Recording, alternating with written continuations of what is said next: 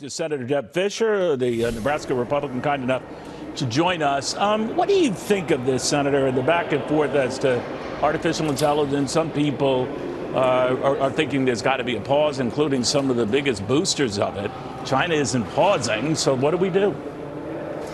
Well, you know, Neil, what we were looking at today and listening to from our defense and intelligence people were really the threats that we face to our national security. Now, we have to understand what our adversaries, what kind of capabilities they're exploring that are a threat to our homeland, and then we also have to be able to figure out how are we going to defend against those. So to get the basic knowledge there, to be able to listen, learn from the experts, from our defense, as I said, and our intelligent communities, I think that gives us a really good basis to be able to move forward on this. We're seeing huge advancements in AI now, where we look at generative AI and not just chat GPT, but also to be able to be concerned about biological uses of AI. I heard Marco Rubio, just before you came to me, his comments about losing the human interface with AI. That's extremely important, that we maintain the human connection, the human interface, because AI is only as good, is only as correct as the information that's out there.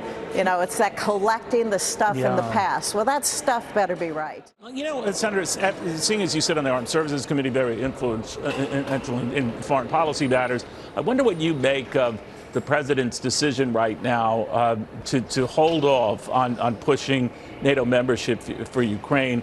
The gist of it, because we're in the middle of a war, and now's not the time to be doing that. How do you feel about that? You know, we are in the middle of a war. We're providing munitions, which is a whole nother issue that I have a deep interest in and deep concerns about. But we're helping Ukraine with their war. Now is not the time to offer them membership in NATO.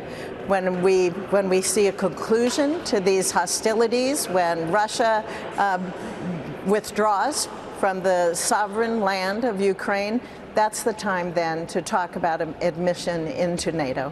What about some of these more dangerous weapons, these cluster munitions and the type that the president could be considering? Others say that actually goes too far. What are your thoughts?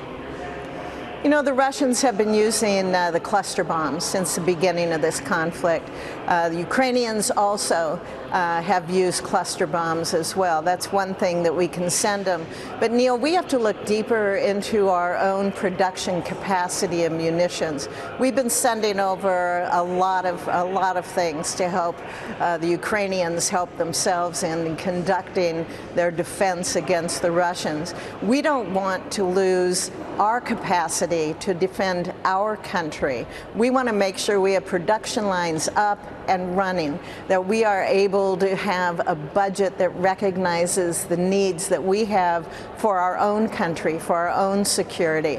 We had a hearing this morning with General Brown, who is nominated for chair of the Joint Chiefs. I brought up those concerns to him, and that's something I'm going to continue to focus on. One thing we've seen with Ukraine is you can really move through a lot of munitions in a short period of time, and we don't want to be caught flat-footed here. We need to make sure our production lines are up and running. Got it. Senator Fischer, great seeing you. Thank you for taking the time. Thank you.